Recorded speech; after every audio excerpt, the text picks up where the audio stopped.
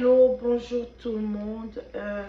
En tout cas, nous rendons grâce au Seigneur pour cette opportunité qu'il nous donne de méditer sa parole afin que nous puissions l'entendre, l'écouter et améliorer notre façon de vivre et changer notre façon de vivre. Aujourd'hui, nous allons vraiment méditer sur Matthieu 18, versets 1 à 19. Juste avant de commencer, nous allons vraiment prendre un temps pour remettre ce temps entre les mains du Seigneur. Adorable Père de grâce, nous voulons te dire merci. Merci pour l'opportunité que tu nous donnes de méditer ta parole, de lire les Écritures et d'inspirer nos cœurs de tes pensées, de ta vérité, de ta foi sainte, afin que ta parole puisse prendre vie au-dedans de nous. Alors que cela a l'air d'un exercice, mais je prie de toi, foi sainte, que toutes les révélations que tu vas nous communiquer, Père de grâce, puissent vraiment être bénéfiques dans notre marche avec toi, puissent impacter notre vie, changer notre vie, de toi, foi sainte. Et quiconque avait besoin d'entendre cela, de toi, foi sainte, que cette parole puisse vraiment lui soit dédiée, que cette parole puisse vraiment venir changer ce qui doit être changé, restaurer ce qui doit être restauré, et que la vérité soit notre partage. Père, accorde-nous la grâce d'être le message que nous apportons et de jour en jour de plus ressembler à toi. Père, nous te disons merci, c'est dans le nom précieux de Jésus que nous avons prié avec action de grâce. Amen, amen, amen. Donc, notre méditation se trouve dans Matthieu 18, versets 1 à 9. Je vais le lire en deux parties. Je vais lire jusqu'au verset 5. Et puis, dans la deuxième partie de notre méditation, nous allons lire ensemble du verset 6 à 9. Donc, je suis en train de lire dans la version du Semeur. La Bible dit, à ce moment-là, les disciples s'approchèrent de Jésus et lui demandèrent, qui donc est le plus grand dans le royaume des cieux? Alors Jésus appela un petit enfant, le plaça au milieu d'eux et dit, vraiment je vous l'assure, si vous ne m'en changez pas et ne devez pas comme un petit enfant, vous n'entrerez pas dans le royaume des cieux.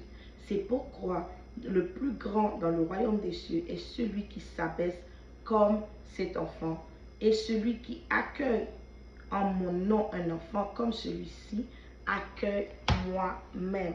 Donc, pour le thème de notre méditation, il se trouve vraiment dans le verset 3. Donc, le thème dit devenir petit pour régner grand. Devenir petit pour régner grand. C'est vraiment dans la partie où est-ce que c'est écrit vraiment devenez comme ce petit enfant. Devenez comme ce petit enfant. Donc, on voit vraiment que dans cette partie-là, Jésus est en train de parler à ses disciples et en train de parler à nous-mêmes aussi, l'importance d'avoir le comportement, l'attitude et d'être un petit enfant. Il ne dit pas juste un enfant, mais il parle vraiment d'un petit enfant. Donc, dans ces parties que nous venons de lire là, le plus important maintenant, c'est d'aller chercher c'est quoi les caractéristiques d'un petit enfant. Qu'est-ce qui diffère un adulte d'un petit enfant, qu'est-ce qui diffère un enfant d'un petit enfant. Donc, on va voir un peu les caractéristiques des enfants. Donc, les caractéristiques d'un petit enfant, contrairement des fois à ce qu'on peut penser, ce n'est pas forcément la première chose qui vient en tête pour dire c'est l'humilité, mais c'est plutôt la dépendance. C'est un symbole de dépendance. Ça veut dire que ce petit enfant est sans défense, sans pouvoir, sans statut. Il est entièrement dépendant de son tuteur ou de ses parents, donc de la personne qui est en charge de cet enfant-là. Donc, ça m'a vraiment poussé à aller chercher c'est quoi exactement la dépendance. Donc, j'ai cherché sur Google. Donc, la dépendance, on voit que la dépendance affecte en fait tout ce qui est notre cerveau et notre comportement. Donc, pour être grand dans le royaume des cieux, donc il faut vraiment, ça prend, contrairement à la vie humaine, contrairement à ce monde où est-ce qu'on a besoin de connexion, on a besoin d'avoir des environnements avec des gens qui ont des contacts, etc. Contrairement à tout cela, dans le royaume des cieux, il faut être comme un petit enfant. Donc du coup, on voit que le petit enfant, c'est celui qui dépend de son tuteur, c'est celui qui dépend de ses parents, c'est celui qui est sans défense, sans pouvoir et sans statut. En fait, je dirais même c'est tout ce qui est contraire à ce monde pour être grand. Donc, alléluia, gloire à Dieu. Donc, ça m'a amené à chercher un peu c'est quoi la dépendance, comme je le disais tantôt. La dépendance affecte tout ce qui est cerveau. Donc, tout ce qui est ton cerveau, tout ce qui est ton comportement, la dépendance va vraiment venir l'affecter.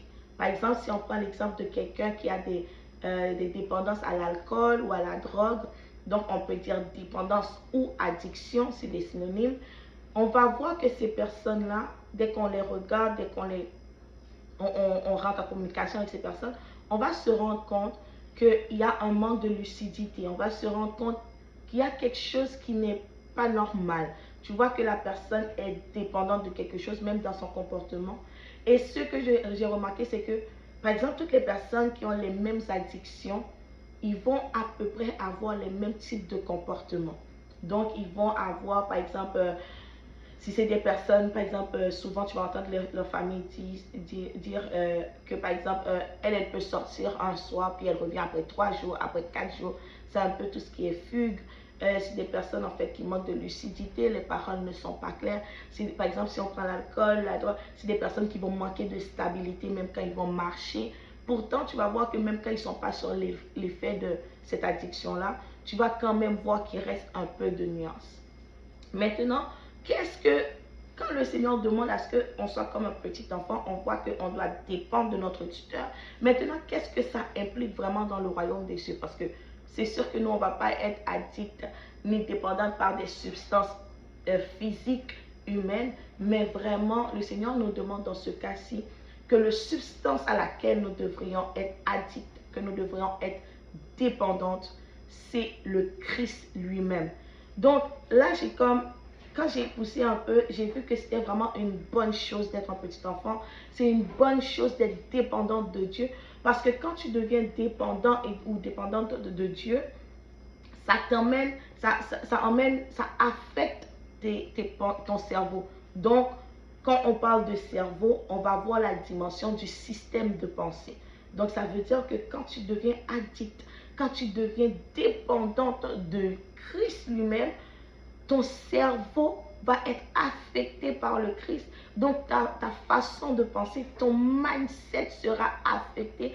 Tu auras une autre façon de voir. Et aussi, le deuxième impact que ça a sur toi, c'est sur ton comportement. Le comportement, c'est ce que les gens vont voir. C'est ta façon de te comporter, d'où l'image de Dieu. Donc, ça veut dire là, tu vas vraiment avoir le comportement de Christ.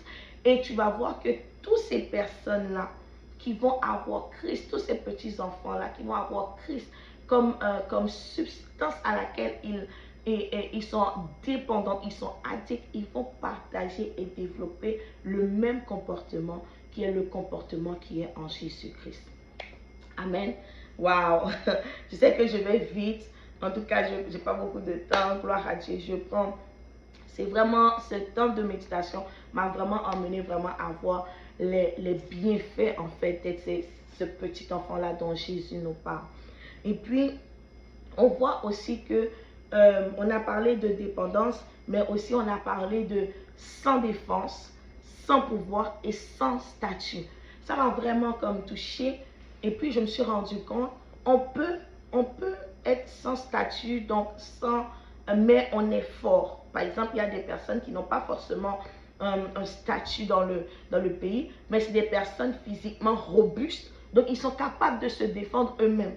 Ou il y a des personnes qui n'ont peut-être pas comme, je ne sais pas moi, la défense, ou eux-mêmes, ils n'ont pas la carrure qu'il faut, mais ces personnes-là vont avoir une position qui va leur permettre d'avoir le pouvoir dont ils ont besoin pour se protéger. Mais là, on voit que le petit enfant n'a rien de tout ça.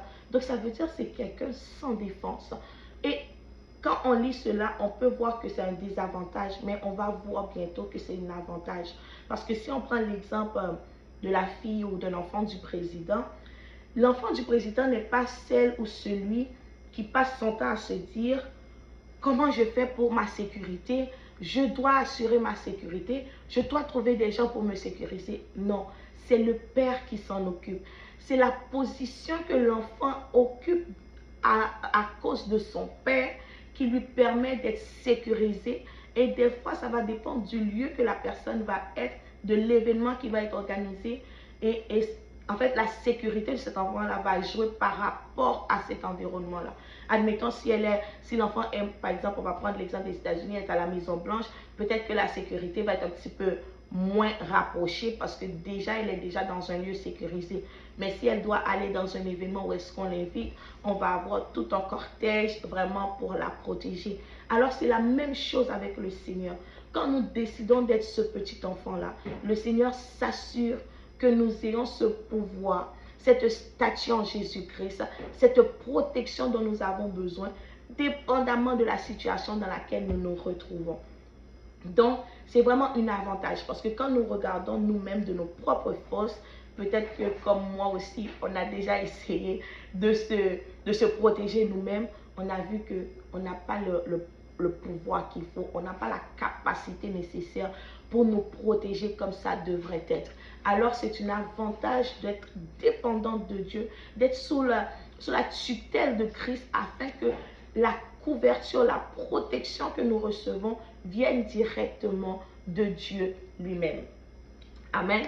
Waouh, le temps file. Donc, on va passer à la deuxième partie. C'est dans Matthieu 18, du verset 6 à 9. Je vais le lire.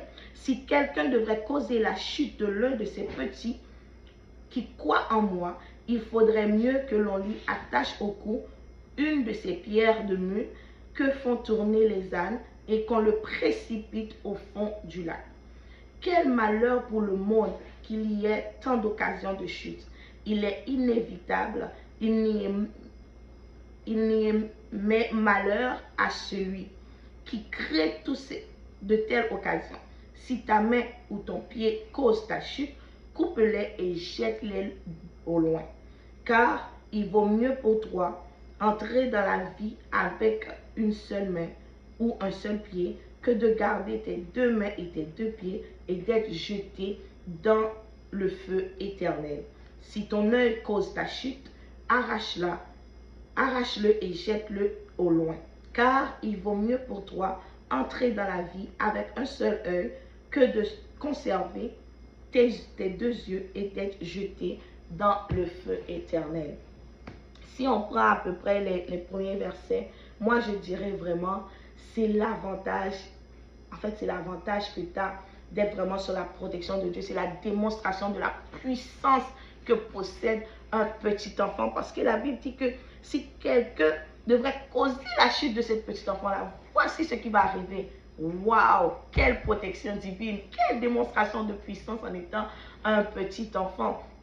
Donc, vraiment, là on parle de la chute. J'avais fait des recherches, je vois que la chute dont on parle là maintenant, c'est vraiment quelqu'un qui entraîne un de ces petits enfants-là à tomber dans le péché. Donc ça veut dire le Seigneur met tellement d'une protection hors pair autour de toi, c'est qu'il va protéger ton âme, il va protéger ton esprit, il va protéger ton corps. En fait, c'est vraiment une protection à plusieurs dimensions. Waouh, alléluia.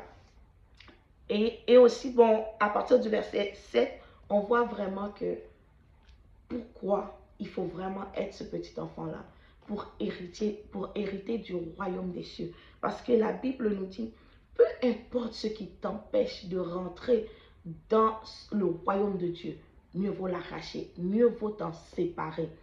Si c'est une relation qui te l'empêche, il faut que tu t'en sépares. Si c'est l'argent, il faut que tu t'en sépares. Peu importe la raison qui peut t'empêcher de rentrer, d'hériter en fait la vie dont on parle. Parce qu'on voit que c'est mieux de rentrer sans bras, sans pieds, aveugle, que d'aller brûler dans le feu éternel. Donc vraiment, je vous encourage à travers ces versets de vraiment crier à Dieu, de lui demander vraiment ce cœur de ce petit enfant-là qui est dépendant à son père, qui est dépendant à son créateur, à son maître, à son tuteur, qui est dépendant et qui s'attache. Parce que l'une des caractéristiques aussi, c'est que quand tu vois un petit enfant, si tu vois un petit enfant marcher tout seul dans la rue là, même toi, ça va t'alarmer en mode, qu'est-ce qu'un petit enfant fait tout seul dans la rue? Donc, ça veut dire que quand tu décides d'être ce petit enfant-là, tu n'es jamais seul. Il y a le Christ qui t'accompagne partout. Quand on te voit, il y a Christ qui te tient la main. Il y a Dieu lui-même qui marche avec toi. Alléluia. Donc, c'est vraiment un avantage à être ce petit enfant-là. Est-ce que c'est facile? C'est pas du tout facile, mais est-ce qu'on est capable? En plutôt par celui qui nous fortifie, qui est le Saint-Esprit. Donc, je prie vraiment que cette méditation soit vraiment une bénédiction, soit vraiment un point de départ pour une nouvelle vie dans notre marche avec le Seigneur, une nouvelle dimension de petit enfant avec le Seigneur, de lâcher prise, de laisser vraiment le Seigneur nous conduire. Amen, amen, amen. Merci tout le monde. J'espère vraiment que ce partage vous a béni et que nous allons tous prendre la décision, commençant par moi-même, d'être ce petit enfant-là. Bonne journée.